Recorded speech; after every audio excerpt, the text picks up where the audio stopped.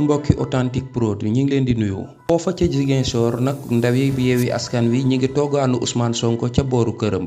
niki fan yi yëpp ñi ngi toog ci booru kër ga bu amee ñi nga xam ni ci guddi gi lañ fay toog ba fajar gi ñooñu nag bu ñu demee day am ñoo xam ni dañuy ñëw ci bëccëg bi daal di fay monter nee nañu nag tali yi jëm ca booru kër Ousmane Sonko yëpp ñi ngi ko baare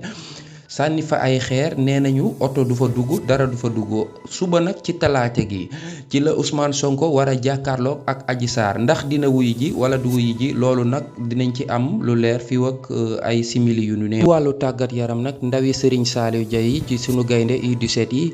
jàpp nañ ndawi Burkina Faso yi ndulli leen ndulli yu metti ci demi-finale bi ñu war a jàll ci finale bi war a jàkkaarloog ndawi Maroc yi ñu di leen ñaanal borom bi defar leen ndam lu Serigne Mbaye Thiam mi ñu dénk wàllum ndox bi foofa nag ci këram bi nekk ca Liberté